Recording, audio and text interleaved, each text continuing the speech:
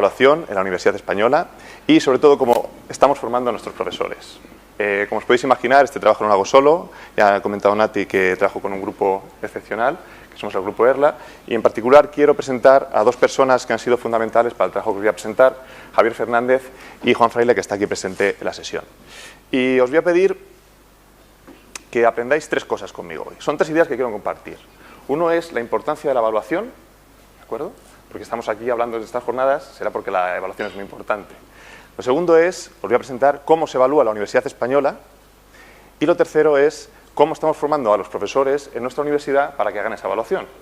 Y así hacemos el ciclo completo, ¿no? Porque es importante, cómo lo estamos haciendo y cómo estamos formando a nuestros profesores para que hagan esta tarea, que resulta muy importante. Bueno, pues empezando por el principio, por el tema de la evaluación, porque es importante, os quiero dar 4 ideas. Una viene del refranero, otra viene de una gran pregunta, la otra viene de ARR, que es autorregulación, que ya lo habéis visto en la presentación de Simon, también lo ha comentado el ministro, va a salir el tema de la autonomía, también Igor creo que lo comentó, y luego otro acrónimo que no sé si estaréis familiarizados, que es EEF. Empezando con el refranero. ¿Hay algún refrán típico español que seguramente incluso habéis usado que se refiere al tema de la evaluación educativa? Sé que cuando lo enseñe vais a decir todos, claro. ¿Alguien? ¿No?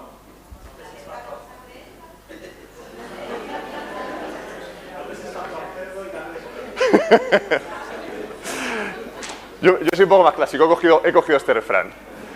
Lo que no se evalúa, se devalúa. Seguro que lo habéis escuchado, ¿verdad? No tengo muy claro quién lo dijo en primera ocasión, pero es algo muy extendido. ¿Por qué? En un contexto educativo, si no tenemos los profesores claro cuáles son los criterios de evaluación, cuáles son los objetivos, no se los podemos transmitir a los alumnos. Y como vamos a ver después, los alumnos orientan su forma de aprender dependiendo de esa evaluación. Es importante que pongamos esto en valor. Y de hecho, por ello, cuando acabe mi presentación, voy a elegir a 3 personas al azar, entre todos vosotros, los voy a apuntar con el dedo, y me tenéis que decir una de las 3 ideas que he dado. ¿Vale? Os voy a evaluar aquí en público, para ver si hace algún tipo de diferencia en cómo estáis aprendiendo. El segundo aspecto que os quería comentar es la pregunta, con mayúsculas. ¿Cuántos de aquí dais clase de la universidad? ¿Os importa poneros de pie un segundito? De pie, sí. Así os ponéis. Bien, os miráis todos. Ya veis que sois unos cuantos. ¿A alguno de los que estáis de pie se os ocurre cuál puede ser la pregunta? Una pregunta que ocurre el primer día de clase, que nos hacen los alumnos. Pues la sabemos, ¿no? Bueno, muchas gracias. Bien, los alumnos no fallan con esa pregunta. Qué curioso, ¿verdad? Bien, si pensamos, además da la casualidad, tenía esto preparado antes de saber que estaba aquí la directora de ANECA, que nosotros mismos cuando vamos a ser anecados, vamos a ver esos criterios de evaluación. Luego es normal que los alumnos quieran saber cómo les vamos a evaluar en nuestros cursos universitarios. ¿Y esto por qué lo hacen? Bueno, pues porque tienen que autorregularse, ¿de acuerdo? Y esto es fundamental. Esa idea del aprendizaje autónomo, ese egresado de la universidad que todos tenemos en mente, que en principio es capaz de aprender de forma autónoma, que es capaz de autorregularse, porque la autorregulación es básicamente una serie de procesos psicológicos que dan forma a cómo aprendemos, ¿vale? Estrategias de aprendizaje. ¿Qué es lo que ocurre? Que los alumnos basan su autorregulación en cómo les vayamos a evaluar, porque no se preparan igual si es un examen tipo test, que un examen tipo abierto, que si van a trabajar en equipo, etc. Esto es fundamental y sabemos ya mucho de este tema. De hecho, aquí os muestro 3 modelos en los cuales integramos cómo la forma de evaluar influye en diferentes modelos de autorregulación. Tenéis 2 modelos, los 2 de la parte superior, que hablan de autorregulación individual, que es el modelo de Zimmerman y el modelo de Phil Winnie, y el que está abajo es un modelo que hemos creado de cómo la evaluación crea un espacio de corregulación. De acuerdo con esta idea que se presentaba al principio de tener a los alumnos que sean agentes activos en su propio aprendizaje en nuestras clases universitarias. Y la última idea que os quería dar sobre la importancia de la evaluación se refiere a este acrónimo, EEF. Si alguien sabe, yo creo que Simon puede saberlo, pero si alguien de vosotros sabe a qué me refiero, le invito a comer. Este es complicado, ¿verdad? Bueno, pues tenemos una fundación británica que se llama Education Endowment Foundation, que se dedica a analizar la calidad de la evidencia empírica que tenemos de aquellas intervenciones que son las más potentes para mejorar el aprendizaje de los alumnos. Y, curiosamente, aunque sé que a los que estamos en la mesa no nos sorprende, pues aquí tenemos el poder de la evaluación formativa. Esa evaluación orientada a que el alumno aprenda y que el profesor mejore su instrucción basada en esa evidencia que va recogiendo. Tenemos que tener en cuenta dos cosas principalmente. Coste de implementación muy bajo para la evaluación informativa y tenemos que tener en cuenta la evidencia y la fortaleza de esa evidencia empírica que, como veis, es muy alta. ¿Por qué el coste es muy bajo? Porque los profesores universitarios ya estamos evaluando. Esto ya se hace. Y entonces, mejorando esa evaluación, se obtienen resultados muy potentes con los alumnos y a nivel de costo, muy eficientes. Y por eso, esta institución, en la cual yo no participo, ni me está pagando por decir esto, comenta que la evaluación formativa es la mejor herramienta que tenemos para mejorar el aprendizaje de los alumnos. Estas son las 4 ideas que os quería trasladar con respecto a la importancia de la evaluación. Refranero, la gran pregunta, el tema de la autorregulación y EEF. Pero ahora os quiero decir qué es lo que sabemos sobre cómo evaluamos los profesores universitarios españoles en nuestras universidades, evidentemente. Bueno, me baso en trabajo previo que ya tenemos a Gregorio por aquí, Marisol, Eduardo, de un equipo que se llama Alfor, y nosotros fuimos un pasito más para adelante. Con un proyecto que nos concedió la Fundación BBVA, con mi equipo, nos planteamos si podíamos entender mejor qué ocurría en esa transición a la universidad desde secundaria. Pero además extendimos ese proyecto para hacer algo que nos pareció muy interesante. ¿Qué fue lo que hicimos? Bueno, decidimos ser muy ambiciosos. Nos planteamos, tenemos 48 universidades españolas, esto hablo del año 2015, vamos a coger todas las guías docentes de todas las universidades públicas españolas, de todos los programas, de todos los grados, y vamos a meternos en una base de datos. Como podéis ver, casi 80.000. Y de estas, además, vamos a coger de forma completamente aleatoria, con una selección estratificada, 1.700 aproximadamente guías que vamos a analizar, vamos a codificar. Este artículo está publicado, como podéis ver, está disponible. ¿Y qué fue lo que obteníamos? Pues teníamos un mapeo, o sea, un mapa muy importante de cómo se estaba evaluando en aquel momento en la Universidad Española. Os comento que estamos actualizando esta base de datos y estamos haciendo incluso un estudio longitudinal con las características que, si os interesa, luego os podría comentar. Además, teníamos dos planteamientos muy importantes. Es claro, si vamos a seguir a los alumnos de grado, pues se supone que la evaluación de primer año al cuarto año debería de cambiar, ¿no? Nuestros alumnos supuestamente van progresando. Luego, esa es una pregunta que teníamos. ¿Realmente cambiamos la evaluación de primero a cuarto?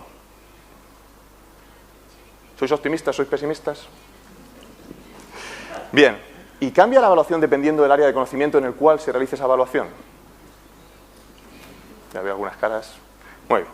Vamos a ver qué encontramos. Teníamos 4 preguntas de investigación. Yo me voy a centrar en la pregunta en la cual analizamos los instrumentos de evaluación. La segunda no la voy a mencionar mucho. Si había un perfil típico de evaluación, ¿vale?, de la evaluación que hacía el profesor, y si los alumnos participaban, porque la participación de los alumnos es fundamental para que sean activos, para la formación evaluativa. Entonces los alumnos tienen que participar en la evaluación. Bueno, pues ¿qué es lo que encontramos? Bien, la primera buena noticia es que sí encontramos que se había modificado mucho el uso de las prácticas de evaluación de los profesores universitarios españoles desde trabajos previos, por ejemplo los propios de Gregorio, Marisol y Eduardo, a lo que nos encontramos nosotros. Veis un listado de diferentes prácticas que estamos encontrando y habitualmente la inmensa mayoría de asignaturas utilizaban más de una práctica evaluativa, lo cual nos da, en principio, más información sobre las competencias desarrolladas por los alumnos. Bien, ¿qué pasó cuando comparamos la evaluación de primero a cuarto? Bien, si dejamos el practicum o el TFG, encontramos que había alguna diferencia significativa, pero claro, el practicum y el TFG es algo especial del cuarto curso, luego nosotros no podíamos comparar eso porque no lo hay en primero, lo quitamos de la ecuación y ¿qué nos encontramos? Prácticamente no hay diferencias en cómo evaluamos a los alumnos en primero y en cuarto. Y esto nos tiene que hacer reflexionar seriamente, porque si estamos trabajando con las competencias de los alumnos durante 4 años y estamos evaluándoles de la misma forma, seguramente haya margen de mejora. Luego, entramos al tema que os he comentado. Se evalúa diferente dependiendo del área de conocimiento y aquí es donde encontramos muchísima riqueza, mucha diversidad. Todo fue significativo, como podéis ver, controlamos y estudiamos muchas áreas de conocimiento y este es lo que nos resultó más llamativo de nuestros resultados, pudiendo incluso desarrollar lo que llamamos los perfiles. Bien, explicando un poco lo que es. Si os fijáis en el que está más alto, en el final exam, en los exámenes finales, que sería ingenierías y arquitectura, para entender un poco este gráfico, lo que nos dice es que casi en el 100% de esas asignaturas se hace un examen final, ¿de acuerdo? Luego tenemos que aproximadamente sobre el 30%, el 40% de ellas hacen portafolio o prácticas, luego tenemos que apenas hacen exámenes parciales y así continúa.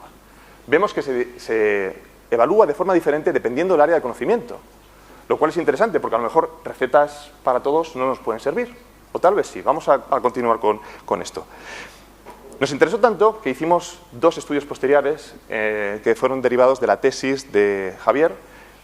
Javier fue FPI del proyecto que nos concedió el Mineco en aquel momento. Y lo que nos hicimos fue trabajar con profesores de 3 carreras, medicina, matemáticas y educación. Y vimos diferencias muy marcadas, tanto en cómo respondían a una serie de cuestionarios, como cuando les pedíamos que diseñasen la evaluación delante nuestra, con protocolos en voz alta. Nos sentábamos con ellos y ellos diseñaban esa evaluación delante nuestra. Algo que es interesante, pero no me puedo detener en ello, es que llegamos a diseñar modelos específicos de cómo diferentes profesores diseñaban esa evaluación. Luego aquí tenemos algo que tenemos que comprender. Diferentes áreas, la evaluación no se puede ejecutar de la misma forma.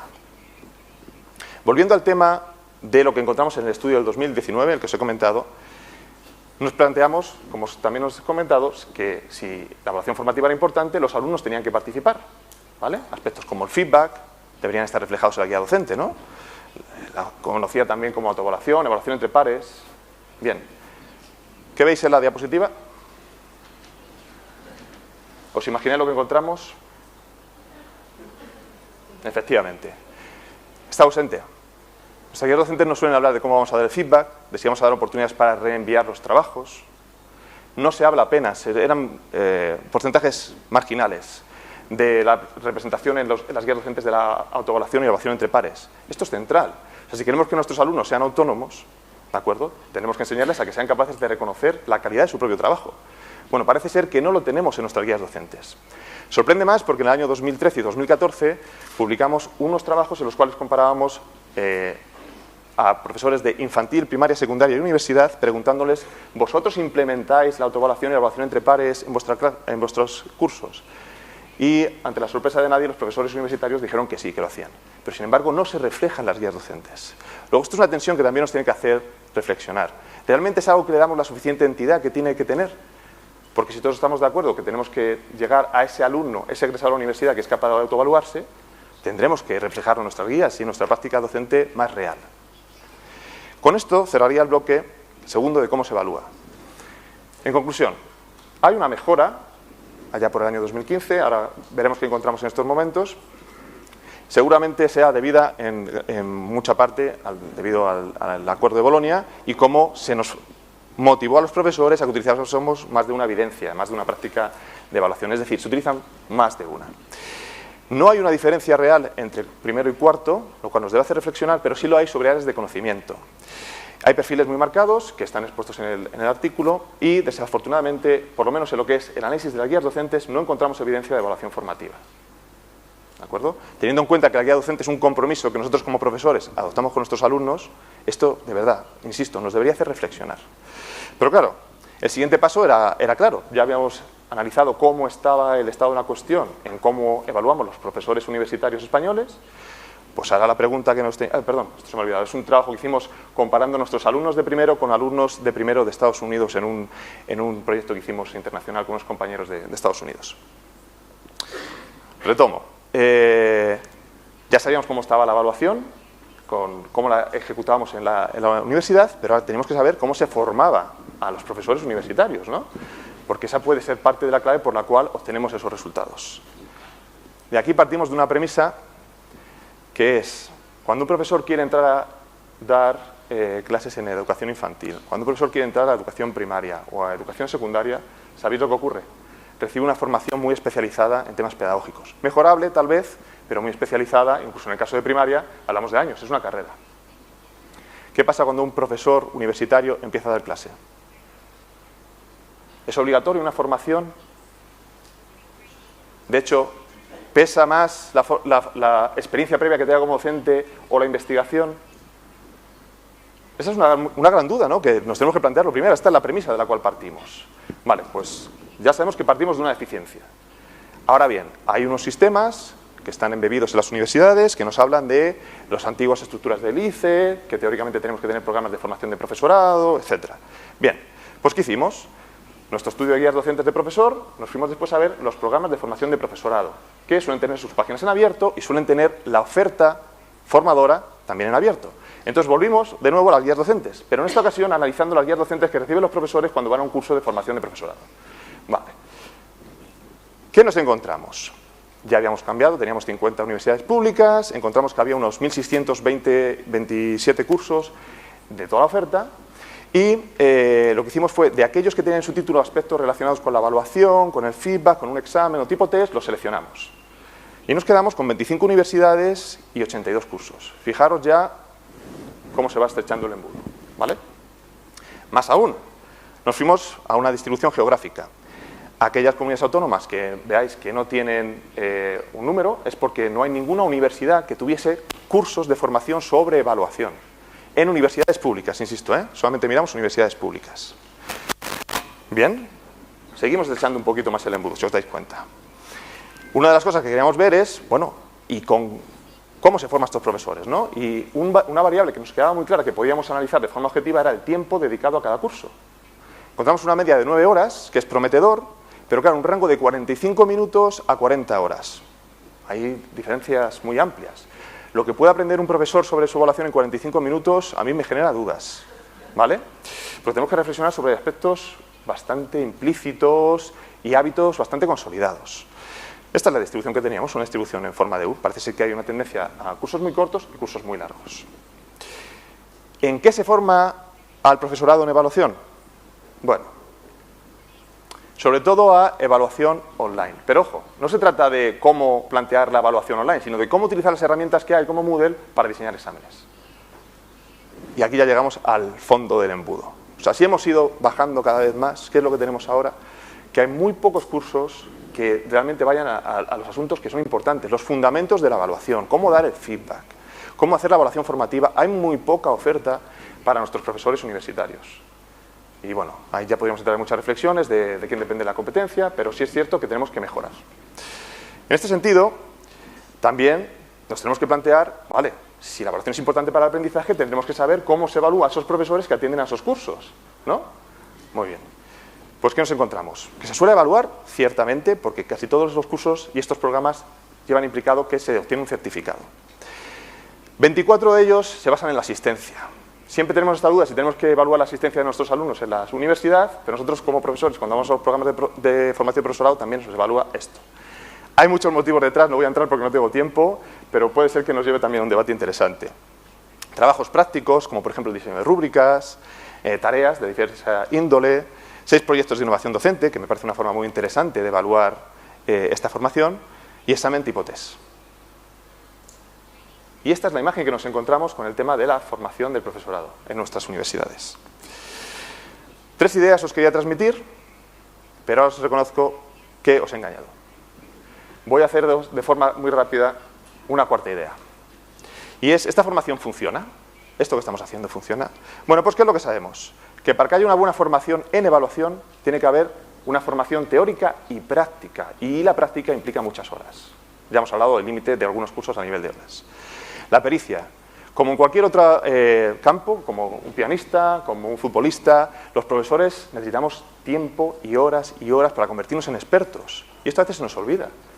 ¿Sabéis este mágico número de 10.000 horas? ¿De acuerdo? Bueno, no voy a entrar si es ese o no, pero necesitamos mucha pericia. Y esto implica que tenemos que ir cambiando nuestros hábitos de cómo evaluamos. Tenemos que ir planteándonos pequeños pasos y tenemos que ir, sobre todo, recibiendo mucho apoyo institucional de la universidad. Con esto, lo que tenemos en cuenta es que la situación en España es, tenemos poca disponibilidad, tenemos incluso cursos muy cortos con temáticas que no se refieren a la evaluación formativa, que es la que más produce mejora en los alumnos, y sin asegurarse la transferencia a la práctica. Entonces, utilizando ese término que seguramente habéis oído, necesitamos mejorar. Y las propuestas serían, porque esto lo digo mucho, ya, pero es que nuestros alumnos siguen aprendiendo. Sí, sin lugar a dudas, nos sobreviven. Pero sería más importante que nos planteásemos, pero ¿podrían aprender más si lo hiciésemos mejor? Y ahí es donde estoy convencido que sí. Y quiero simplemente mencionar tres líneas. Necesitamos dar más recursos al profesorado, de todo tipo. Más cursos, más capacidad de tener más preparación para preparar su evaluación, más trabajo en equipo, efectivamente, que sí encontramos en otras etapas de la educación. Necesitamos un plan, creo yo, nacional de formación básica. Nos tendríamos que replantear si los profesores universitarios pueden acceder a dar clase sin tener conocimientos básicos de cómo aprendemos, de cómo evaluar.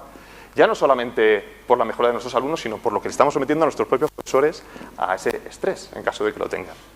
Y por último, es un modelo, que ya se ha mencionado también y lo ha comentado el ministro, que tenemos que es complejo para nosotros como profesores universitarios. Tenemos que ser buenos en gestión, en dar clase y en investigar. Y es un modelo que tiene ciertas carencias, pero eso creo que es un debate para otro momento. Con esto cerraría y ahora llegaría el momento de la evaluación. Pero tenéis suerte porque no me queda tiempo. Muchas gracias.